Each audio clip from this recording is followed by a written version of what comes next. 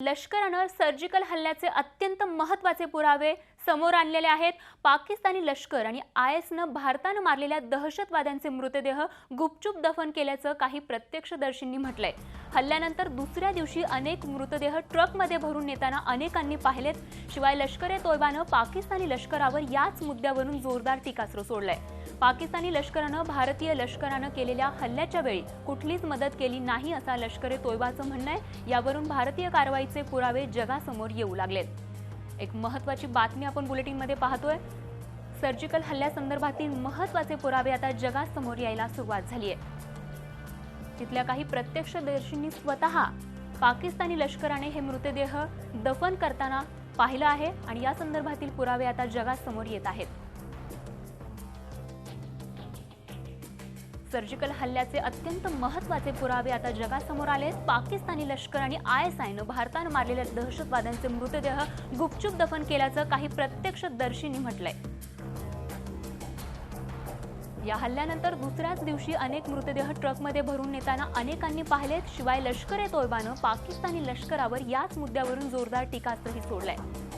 पाकिस्तानी लष्करानं आणि याच संदर्भात अधिक माहिती जाणून घेऊयात। आमचे दिल्लीचे प्रतिनिधी रामराजे शिंदे सध्या आपल्या संपर्कात आहेत। रामराजे, आपण पाहतोय की अत्यंत महत्त्वाचे पुरावे आता जगासमोर येत आहेत। काय अधिक माहिती आहे? बिलकुल, पाकिस्तान जो दावा करत होता की अशा प्रकारची कोणतीही सर्जिकल स्ट्राईक झालेली नाहीये आणि अशा वेळी भारताला सुद्धा प्रश्न करण्यात आली होती आंतरराष्ट्रीय स्तरावरून की पुरावे काय आहेत। त्यामुळे आता भारतानं थेट पुरावे सादर केलेले आहेत।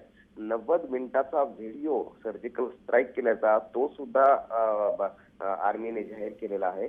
त्याचबरोबर ज्या ज्या ठिकाणी सर्जिकल स्ट्राईक करण्यात आलेली आहे त्या संपूर्ण ठिकाणांची माहिती सुद्धा देण्यात आलेली आहे।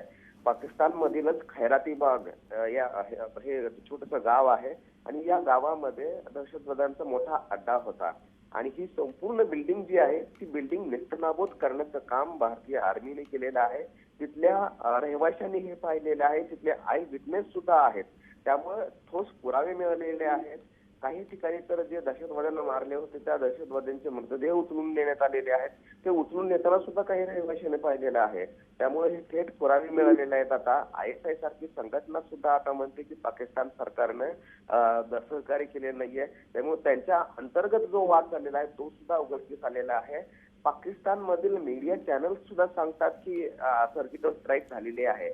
सर्वच जण म्हणतात की सर्जिकल स्ट्राईक झालेली आहे, यंत्रणा म्हणते सर्जिकल स्ट्राईक झालेली आहे, पुरावे देण्यात आलेले आहे, व्हिडिओ देण्यात आलेला आहे, तिथली बिल्डिंग कोलॅप्स करण्यात आलेली आहे। पाकिस्तान सरकार मात्र अद्याप हे म्हणायला तयार नाहीये, कारण त्यांच्या अस्तित्वाचा आणि अस्मितेचा प्रश्न निर्माण झालेला आहे। मात्र आता भारतानं सिद्ध करण्यासाठी सुरुवात केलेली आहे आणि यामुळं देशांतर्गत काही राजकीय नेत्यांनी सुद्धा हे प्रश्न उपस्थित केले होते, त्यांना सुद्धा उत्तर मिळणार आहे आणि त्याचबरोबर पाकिस्तानला सुद्धा आंतरराष्ट्रीय पातळीवर हे उत्तर मिळणार आहे। नक्कीच, तर आंतरराष्ट्रीय पातळीवर या पुराव्यांमुळे उत्तर मिळणार आहे। धन्यवाद रामराजे दिलेल्या या सविस्तर माहितीबद्दल। झी 24 तास रहा एक पाऊल पुढे।